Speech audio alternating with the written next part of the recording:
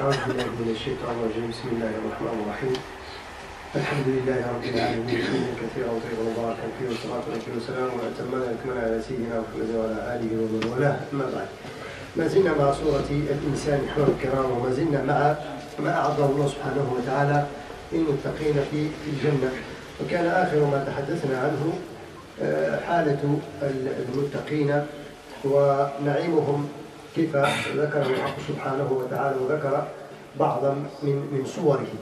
Alors on est toujours avec le chapitre de l'homme, le chapitre 76, avec le verset 15, on s'est arrêté la semaine dernière. Allah subhanahu wa ta'ala nous décrit quelques délices que les pieux vont vivre, Inch'Allah subhanahu wa ta'ala, au paradis. يقول ويضاف عليهم بآنية من فضة وأكواب كانت قوارير من فضة قدروها تقديرا.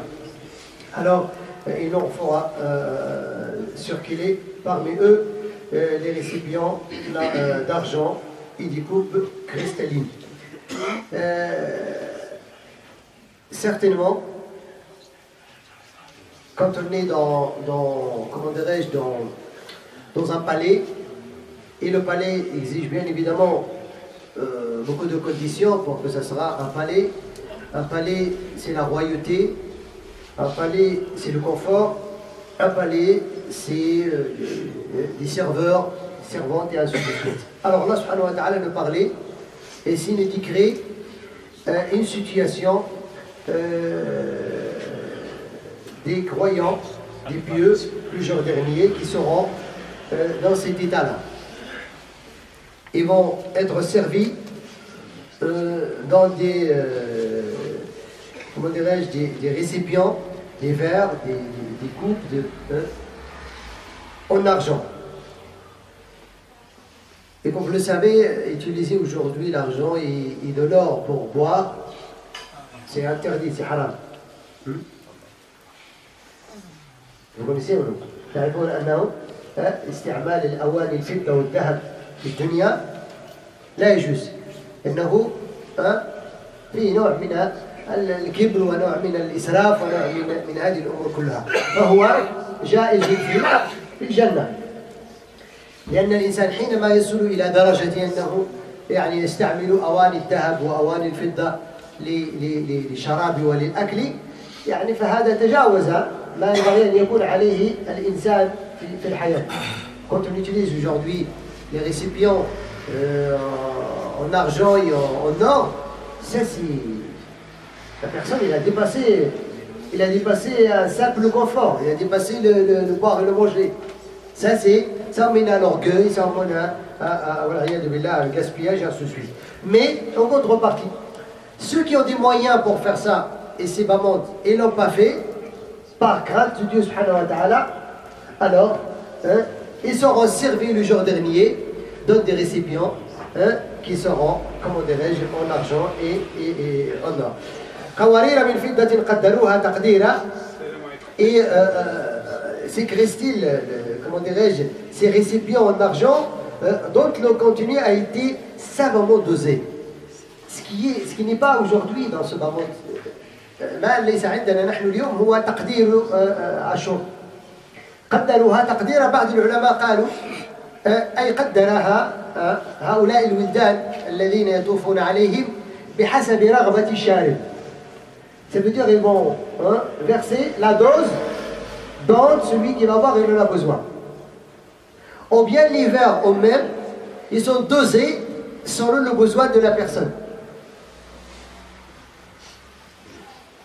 C'est quelque chose vraiment, sans rentrer dans les détails. Ça rentre dans le confort. Aujourd'hui, celui qui a assez de biens, il cherche à faire les choses à sa dose, comment dirais-je, à sa taille. Même aujourd'hui, les voitures, ils sont faits sur commande, n'est-ce pas? Par rapport à la taille de la personne, à sa largeur, à son confort. Tout ça, ça rentre dans le gaspillage total. Parce qu'il veut avoir une voiture unique, qui est faite sur mesure. Alors ça c'est le confort du paradis, c'est pas le confort de maman. Tu peux monter n'importe quelle voiture, elle va démarrer, va t'emmener là où tu veux. Elle est sur mesure ou pas sur mesure. L'objectif, il est quoi? C'est de se déplacer de territoire A vers territoire B. C'est ça mais le paradis, c'est autre chose. Ça, c'est pour ça. Il ne faut pas vraiment donner beaucoup plus du temps et d'énergie et de gaspillage pour la parure de ce bas monde pour qu'on puisse la réaliser, Inch'Allah subhanahu wa ta'ala, dans l'au-delà. ويسقون فيها كأسا كان مزاجها زنجبيلا. كان العرب قبل الإسلام يمزجون مع الخمر عصير الزنجبيل. تعرفون الزنجبيل معروف؟ لماذا؟ لأن فيه يعني نكهة تغطي عن رائحة الخمر وفي نفس الوقت تجعله يعني يستدام. Avant l'islam, les Bédouins, ils ont l'habitude de mélanger avec du vin le gingembre. Et vous connaissez le gingembre, il est un petit peu amer. Mais le goût, il est bien s'il n'est pas trop dosé. Alors Allah subhanahu wa ta'ala ne parle que le jour dernier aussi, dans le paradis, il va, les gens du paradis, ils seront servis dans des récipients, la boisson qui va être servie pour eux est mélangée avec le gingembre. Moi, c'est pas comme le gingembre Pourquoi? Parce que toujours l'être humain, il est toujours quelque chose d'excellent, il est toujours quelque chose de bien qui l'aide, comment dirais-je, à vivre la saveur de son confort. عينا فيها تسمى سلسبيلا. فيه عين في قصر كل ممن يدخلون الجنة تسمى سلسبيلا. سلسبيلا قال في العلماء معنيين. سلسبيلا يعني أن ماءها عذب، يعني يمر في العنق سلسا. وقيل بأنها هي تسمى سلسبيل كما جاء في ظاهر الآية. Alors le paradis, chacun de nous va avoir, comment dirais-je, une source, la source qui s'appelle Salsabil. Le Salsabil, les savants, les exégèses du Coran, ils l'ont traduit en deux sens. Salsabil, ça veut dire il est suave, ça veut dire il passe dans la gorge, comment dirais-je, avec douceur. Ou bien la source elle-même qui s'appelle comme ça. Il est nommé Salsabil parce que tellement qu'il est comment dirais-je, bonne, qu'il est douce, et il s'appelle comme ça. ويطوف عليهم ولدان مخلدون إذا رأيتهم حسبتهم لؤلؤا منثورا. هنا ذكر الله سبحانه وتعالى الذين يطوف عليهم. في الآية الأولى ذكرناها ويطاف عليهم بآنية. هنا يقول ويطوف عليهم ولدان مخلدون. الولدان هم الغلمان في حديث النشأة، ولكن ليسوا آدميين لم يكونوا آدميين في الدنيا. سيخلقهم الله سبحانه وتعالى خاصة في الجنة لخدمة عباد الله سبحانه وتعالى في الجنة. Ça veut dire ces garçons qui vont être les serveurs des gens du paradis, bien évidemment, c'est eux qui vont servir leurs boissons, qui vont être à leur service. Et ils sont des créatures que Dieu subhanahu wa ta'ala va créer spécialement pour ça veut dire cette mission. C'est pour cela Allah subhanahu wa ta'ala dit رأيتهم حسبتهم لؤلؤا منثورا. tellement qu'ils sont nombreux وهذا يعني إعجاز في اللغة عجيب جدا. إذا رأيت اللؤلؤ، تعرفون اللؤلؤ البرل يعني البريل. اللؤلؤ المنثور في المكان الواسع النقي. كيف تتصوره؟ Quand vous voyez comment dirais-je,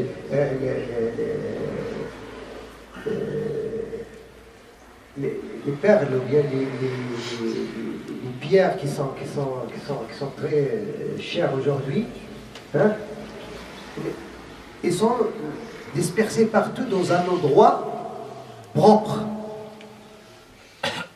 Comme vous voyez. Allah a donné la même image. Le jour dernier, quand tu vas voir dans ta royauté, tu vas voir les garçons qui sont à ton service comme ces pierres qui brillent partout. C'est quelque chose, toujours, on voit quoi? C'est comme ça le roi aujourd'hui, quand il est dans sa chair, il regarde de loin, et de là-haut, il regarde ses servants partout, et ses servantes qui bougent, chacun d'eux, celui a un étoile, celui il prend, celui il pose, celui il donne, celui il attend son ordre. Ça me réjouit, la royauté. Mais bah, ils ne sont pas comme des pères. Et c'est vraiment des êtres humains. Les pauvres. Mais le jour dernier, c'est des créatures spéciales qui vont se mettre à notre service, Inch'Allah. لذلك قال سبحانه وتعالى وإذا رأيت ثم رأيت ملكا كبيرا. وإذا رأيت ثم. الله ici سبحانه وتعالى يريد منا أن يعني ننظر بعيد. لا يمكن أن نرى هناك. يعني لو رأى أحدكم لرأى ملكا كبيرا. Tout ça, alors, il nous a dit Allah subhanahu wa ta'ala. Et quand tu regarderas là-bas, mais on est aujourd'hui ici, on ne peut pas y regarder. Mais on peut regarder avec notre imagination tout ce que Dieu subhanahu wa ta'ala nous a décrit pour essayer de nous faire rapprocher un petit peu l'image. Mais en vérité, quand tu vas voir là-bas, quand tu vas regarder, si jamais l'un de nous a une occasion, a une chance de jeter un coup d'œil là-bas, il va voir vraiment un vaste royaume. Un vaste royaume qu'on ne peut pas décrire simplement. والله سبحانه وتعالى نحن الآن لم يجعل لنا يعني قدرات في أعيننا حتى نرى يعني من مخلوقاته الذين نؤمن بهم الملائكة أو الجن لا يمكن رؤيتهم بالعين إلا إذا شاء الله سبحانه وتعالى فأراها لأحد من الأنبياء. ذلك تعلمون النبي صلى الله عليه وسلم في بعض الأحيان يصلي مع الصحابة والنبي صلى الله عليه وسلم تقدم. Le prophète sallallahu alayhi wa sallam faisait la prière et il a avancé quelques pas. Un moment. Et puis, il a reculé. Après la prière, quand le compagnon dit ah, prophète ça, t'as avancé un petit peu quand tu es en train de faire la prière, après t'as reculé. En fait, il a dit, j'ai avancé parce que je voyais le paradis devant moi. Et j'avais tendu ma main pour rattraper, comment dirais-je, un branche de raisin. Si jamais je l'ai eu, vous ayez mangé jusqu'à la fin du temps. Et j'ai reculé parce qu'après le paysage du paradis, Allah m'a fait montrer aussi l'enfer. Et j'ai reculé quand j'ai vu l'immensité de ce feu. Là, le prophète sallallahu alayhi wa sallam, Allah subhanahu wa ta'ala lui montre parfois des choses que nous on est incapables de voir. Comme il a vu Gabriel alayhi salatu wa salam directement dans sa propre création, car, comment dirais-je, fermer l'horizon avec ses anges, et ainsi de suite. Alors, Allah nous dit voilà, mais avec notre imagination, on peut, en lisant le Coran, qui nous a détaillé tout cela. عاليهم ثياب سندس خضر واستبرق وحلوا أساور من فضة وسقاهم ربهم شرابا طهورا. Alors عاليهم أو عليهم في بعض القراءات ça veut dire ils porteront des vêtements verts de satin, ça veut dire c'est la soie qui est chère, qui s'appelle sundus al-khudr, brocart, et ils seront parés de bracelets d'argent. Et leur Seigneur les abreuvera d'une boisson très pure. Alors tout ça, c'est le confort que Dieu subhanahu wa ta'ala a préparé le jour dernier. Ça veut dire que les habits du paradis, c'est pas ça vient pas de textile ou c'est vraiment quelque chose taillé de la part de Dieu subhanahu wa ta'ala. Et bien évidemment, comme vous le savez, la soie est interdite pour les hommes. Parce que l'homme n'est pas fait pour mettre la soie et rester tendre les genoux à la maison. Il est fait pour travailler. La femme, c'est lui autorisé la soie par cette religion. Alors, c'est pour ça, tout cela, pour qu'Allah subhanahu wa ta'ala nous montre que le vrai confort éternel, hein, c'est celui du paradis. C'est pour cela qu'on peut dépasser de tout confort et ses mamans, surtout hein, le confort illicite qui nous empêche à acquérir le confort éternel. لذلك ختم الله سبحانه وتعالى هذا يعني السرد لنعيم الجنة بما ينبغي أن يكون عليه المرء لكي يدرك ذلك النعيم. Alors Allah subhanahu wa ta'ala va clôturer ça veut dire tout ce qui nous a décrit du confort, de délice du paradis par un verset, le verset 22, qui nous incite vraiment à mettre en cause notre état et à faire travailler, comment dirais-je, notre énergie et notre relation avec Dieu subhanahu wa ta'ala pour acquérir ce confort. لهذا قال سبحانه وتعالى إن هذا كان لكم جزاء وكان سعيكم مشكورا. إن هذا كل ما ذكر, tout ce qui a été cité, c'est pour vous une récompense. Et سعيكم كان مشكورا لأن الله يشكر سعي عباده. Et votre effort et votre travail, il sera reconnu. لذلك في سورة الأنبياء الله سبحانه وتعالى يبين الفرق بين صنفين من الناس. من كان يريد العاجلة عجلنا له فيها ما نشاء لمن نريد ثم جعلنا له جهنم يصلاها مذموما مدحورا ومن أراد الآخرة وسعى لها سعيها وهو مؤمن فأولئك كان سعيهم مشكورا. Celui qui cherche cette vie illimitée qui va partir un jour ou l'autre, qui hâte vers la fin, on lui accordera ce que nous lui a permis, ce que nous lui a décrit. Même s'il cherche ce bas monde, il va acquérir ce qu'Allah subhanahu wa ta'ala lui a permis. Et si à cause de ce bas monde il a raté les délices de ce bas monde, il sera rejeté en enfer, humilié et, comment dirais-je, éternellement. Mais celui, celui qui cherche le delà, la face de Dieu subhanahu wa ta'ala, et a fait des efforts. Il a donné l'énergie.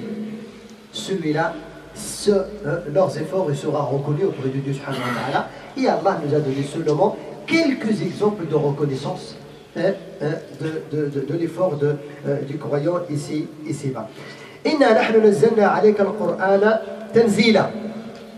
بدأ القرآن الكريم alors à nous guider vers ce qui nous facilite le chemin vers le paradis. إذن قال إن كل ما رأيتم كل ما سمعتم إنما هو جزاء لعملكم الذي سيشكر. Tout ce que vous avez entendu, tout ce que vous avez vu, tout ce royaume, tous ces délices, tous ces biens, alors il faut fournir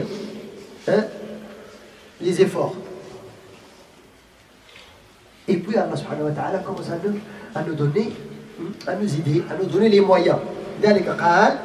En vérité, c'est nous qui avons fait descendre sur toi le Coran graduellement. تحدث هنا عن القرآن والتنزيل. C'est lui qui a fait descendre, qui a fait révéler le Coran. Bien évidemment, c'est lui subhanahu wa ta'ala. Mais la relation avec la citation du Coran, pourquoi Allah a cité le Coran après cela, ça montre que le seul chemin qui emmène vers tous ces délices, c'est de suivre cette révélation. C'est d'être fidèle à cette révélation. Ça veut dire de voir cette révélation que Dieu subhanahu wa ta'ala a révélée, tu ne peux pas acquérir ce bien. Celui qui cherche à acquérir le bien et le bonheur et ses mamans d'avant même le delà, de voir les commandements de Dieu subhanahu wa ta'ala révélés dans le Coran, il est en train de chercher l'impossible. C'est comme quelqu'un qui veut y aller à l'est, mais s'est trompé, il a pris le chemin qui amène vers l'ouest. Il ne va jamais y arriver. Parce que son objectif, c'est d'arriver à l'est. Mais il s'est trompé du chemin.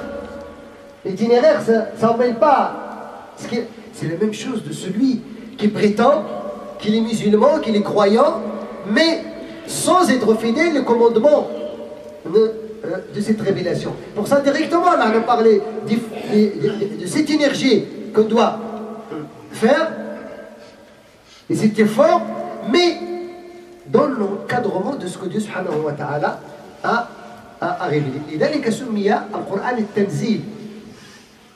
Tanzil, ça veut dire quoi? C'est quelque chose révélé, c'est quelque chose à mettre en pratique. C'est ça tanzil. لذلك نقول تنزيل الأحكام. تنزيل الأحكام, c'est mettre en pratique les prescriptions.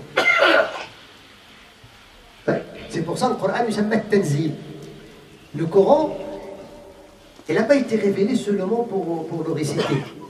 Oui, ça vient de le réciter. Mais il a été révélé pour le pratiquer. Mais le réciter sans pratiquer, ça peut être un argument contre, pas pour toi. Comme a dit le Nabi sallallahu alayhi wa sallam, والقرآن حجة لك أو عليك. Et le Coran, il peut être un argument pour ou contre toi. Si tu le récites, si tu le connais, si tu sais, mais tu ne le pratiques pas, certainement il sera un argument contre. C'est pas pour toi. C'est pour ça directement Allah subhanahu wa ta'ala me met en garde. Faites attention. Voilà ce que j'ai préparé. Mais c'est pas n'importe qui. À ceux qui ont, comment dirais-je, cet effort. ثم النبي صلى الله عليه وسلم يتلقى الخطاب ثم الخطاب يعم أمته فاصبر لحكم ربك ولا تطع منهم آثما أو كفورا. فاصبر لحكم ربك. Alors tu dois montrer l'endurance, la patience comment dirais-je, au décret de ton Seigneur, ce que ton Seigneur t'a décrété. Ça c'est, tu as déjà parlé de l'iman bil qada et wal qada. Tu dois patienter ici-bas au destin de ton Seigneur. Et le meilleur des endurants, c'est le grand prophète sallallahu alayhi wa sallam qui a été éprouvé dans sa vie. Alors ici, bas-monde, c'est, on est dans la situation d'épreuve. Et la récompense, il sera reçue dans l'au-delà. Ça veut dire quoi? Qui que soit la situation d'un musulman, d'un individu qui que soit ici-bas monde, il est éprouvé.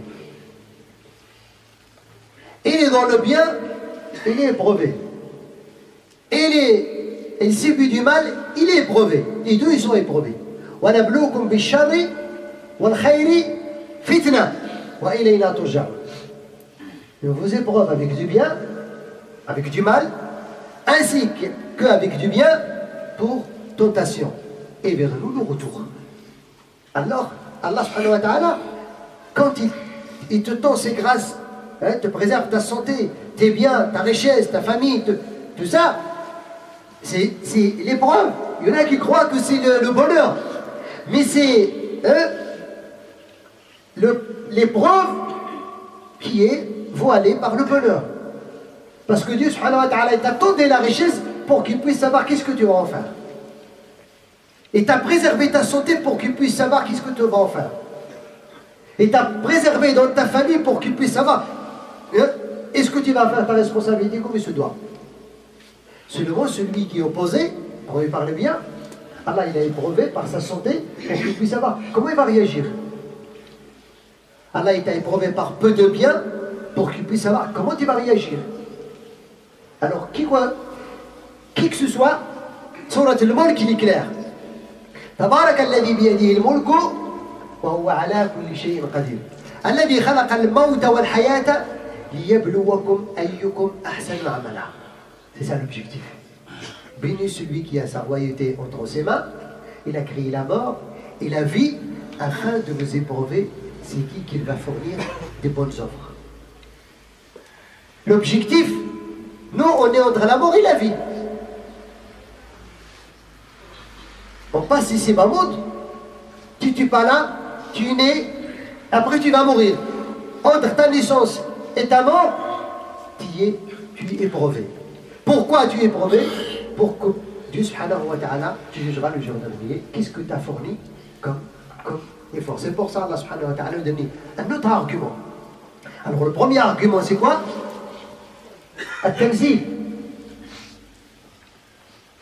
Tu dois suivre les commandements du Coran. Le deuxième argument qui nous aide, le deuxième moyen, c'est l'endurance et c'est la patience. Sans بدون الصبر احباب الكرام لا تتصوروا انسان يمكن ان ينجح في حياته بدون صبر. Il faut jamais croire qu'il y a une personne qui va vers la réussite sans patience. Ça n'existe pas. Même pour acquérir le bien de ce bas monde. Si tu ne patientes pas, tu ne peux pas. Si tu ne patientes pas, tu ne vas pas continuer à travailler. Pour enfin assurer ta retraite. Si Dieu prolonge la vie. Si tu ne patientes pas, tu ne peux pas éduquer tes enfants. Si tu ne patientes pas, tu ne peux pas faire tes 5 prières quotidiennes. Si tu ne patientes pas, tu ne peux pas supporter tes frères et sœurs dans la société. Chacun sa mentalité, chacun sa façon de voir les choses. Jamais, on est en contradiction totale. Chacun de nous a un monde tout seul. Chacun de nous représente un monde tout seul. Sa façon de voir les choses, sa façon de penser, sa façon de réagir, sa façon de... Les choses que je préfère, tu trouves ton frère que tu aimes mon Dieu, il les déteste. Le goût, c'est l'ego, comme ils disent. Mais tout ça, Allah subhanahu wa ta'ala fait. Parce que nous, on n'est pas sortis dans une boîte, dans une usine, dans un seul calibre, on est tous pareils. Non, pas du tout. La forme est différente, la pensée est différente, les sentiments ils sont différents. Ne serait-ce que celle avec laquelle on partage le lit, la plupart du temps, on n'est jamais tous d'accord. Chacun préfère un plat différent. On partage tout. À part certains sentiments, à part beaucoup de choses. Alors, Allah nous a dit, aghnibou, l'arme fatale, c'est la patience. Wasta'inu bis-sabri wa-salat. Prenez de l'aide, de la patience et de l'endurance. Troisième argument. Tout ça, comme je dis, Allah nous oriente. Évoque ton Seigneur d'une façon abondante. Celui qui n'évoque pas Dieu, il ne peut pas se rappeler de Dieu. Le soutien total et la liaison qu'on a entre la terre et le ciel, c'est l'évocation de Dieu subhanahu wa ta'ala. Parce que quand tu évoques Dieu, il est toujours avec toi. Comme le Nabi sallallahu alayhi wa sallam, il a dit à Ibn Abbas, Yahfadillah, yahfadka, yahfadillah, tajidhu tujahaka. Protège Allah, Allah te protège. Protège les commandements d'Allah, tu les trouves de tous côtés. Alors là, le troisième argument pour toujours arriver, c'est évoquer Dieu subhanahu wa ta'ala, ton Seigneur le matin et après-midi, ça veut dire d'une façon abondante. Pour finir, Inch'Allah subhanahu wa ta'ala. Et puis, tu dois réserver à ton Seigneur une petite partie de la nuit. Pourquoi?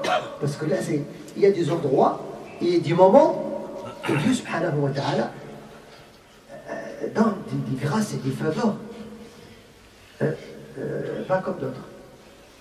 Le dernier tiers de la nuit, Allah subhanahu wa ta'ala descend. Comment? Allahu a'lam. Allah ينزل إلى السماء الدنيا فينادي ألا من مستغفر فاغفر له ألا من مسترزق فأرزق له ألا من وهكذا حتى يبزغ الفجر. Le dernier tiers de la nuit, une demi-heure, un quart d'heure avant son, Allah subhanahu wa ta'ala descend, il appelle ses serviteurs. C'est qui cherche le pardon? Je suis là, ça c'est le moment. La porte est ouverte. C'est qui veut la guérison? Je suis là. C'est qui veut ça? C'est qui veut ci? Jusqu'à l'aube. C'est bon, la porte est fermée. Parmi les meilleurs endroits, les meilleurs moments, c'est quand tu fais 2 rak'at avant subh.